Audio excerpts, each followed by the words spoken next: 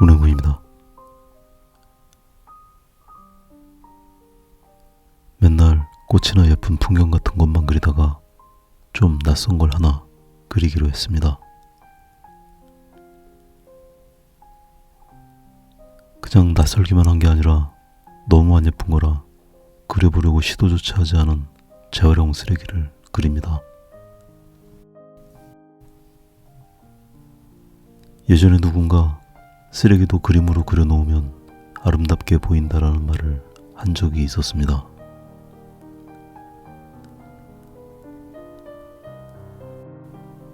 예쁜 꽃이나 풍경은 그림으로 그리면 당연히 아름다운 거지만 화가의 눈을 통해서 보여진 대상이 쓰레기라 하더라도 그림으로 그려지면 꽃 못지않게 아름답게 표현될 수 있다는 뜻이었습니다. 아주 공감이 가는 이야기였습니다.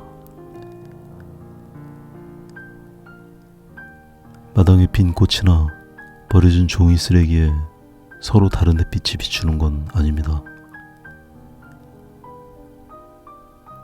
같은 햇빛에 노출된 거라면 서로 다른 사물이라 하더라도 다른 명암이 생기거나 하지는 않습니다.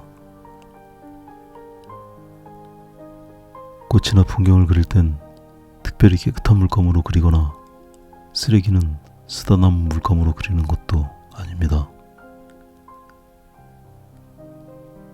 무엇을 그리건 화가는 같은 방식으로 관찰을 하고 같은 물감으로 같은 표현 방식을 적용해서 그림을 그립니다. 그래서 예쁜 꽃을 그리건 더러워진 쓰레기를 그리건 다 같이 예뻐 보일 수 있습니다. 다만 대상에 따라서 표현하는 내용이 달라질 수는 있습니다.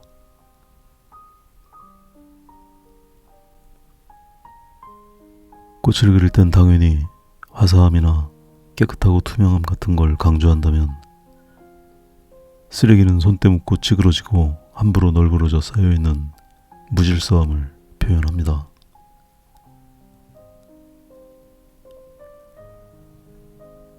꽃이나 예쁜 풍경을 그린 그림도 당연히 감동을 주지만 이렇게 쓰임을 다한 하찮은 것들에 눈길을 주는 것도 가치가 있습니다. 그런 것들을 관찰하고 성실하게 표현한 그림들이 색다르고 리얼한 감동을 주는 경우도 많습니다.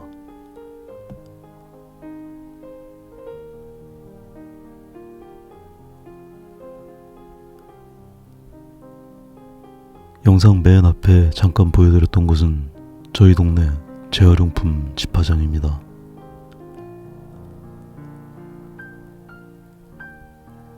일주일에 한 번 정도 모아두었던 재활용품을 여기다가 가져다 버리곤 합니다.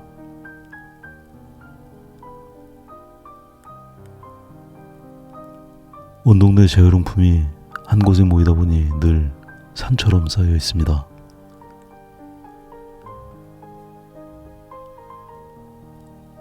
원래도 많았지만 코로나 사태를 겪으면서 항상 더 많이 쌓여 있는 것 같은 느낌이 듭니다.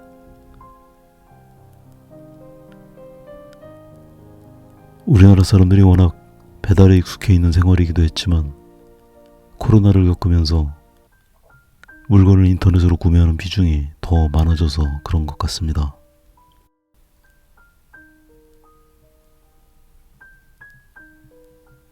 보통 재활용 물건들이 제품을 포장하느라 사용된 것들이어서 배달이 많아지면 자연스럽게 이것도 양이 늘어납니다.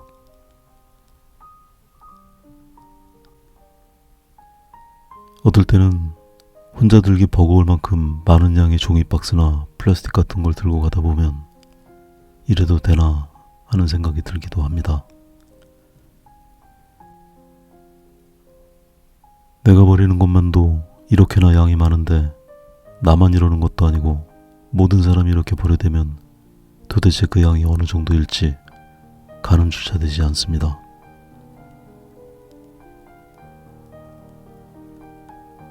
그나마 재활용을 하는 경우는 그냥 쓰레기로 버리는 것보다는 훨씬 환경에 덜 해롭다고는 하지만 그렇다고 찜찜한 마음이 모두 가시는 건 아닙니다.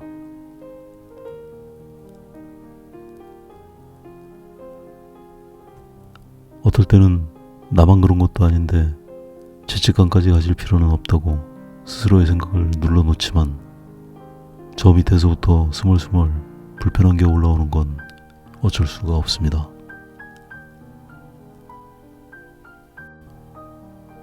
생각해보면 모든 환경의 파괴는 인간의 편리와 맞바꾼 거라서 해결 방법은 사실 너무나 간단해 보이기도 합니다. 인간만 불편하던 시절로 일시에 돌아갈 수만 있다면 자연도 빠르게 회복될 수 있을지도 모릅니다. 하지만 해결 방법은 너무나 간단해 보여도 실천은 불가능할 것 같습니다. 환경에 오염되는 것도 싫고 기후가 변하는 것도 너무나 무섭지만 사람들은 자신이 누려오던 편리함을 양보하지는 않을 것입니다. 사람은 절대로 자동차를 포기하지도 않을 것이고 스마트폰을 손에서 놓지도 않을 것입니다. 에어컨이 없는 여름은 상상할 수조차 없고 넘쳐날 만큼 남아도는 물건을 만드는 일도 결코 멈추지 않을 것입니다.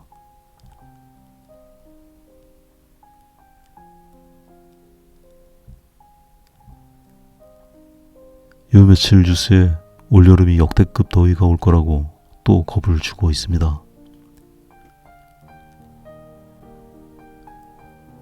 엘니뇨가 어떻고 라니냐가 저떻고 홍수가 난 장면이나 녹고 있는 빙하 같은 걸 보여주면서 기후위기에 대한 이야기를 합니다. 보고 싶지 않지만 안 볼 수 없는 그런 것들을 보면서 많이 우울해집니다.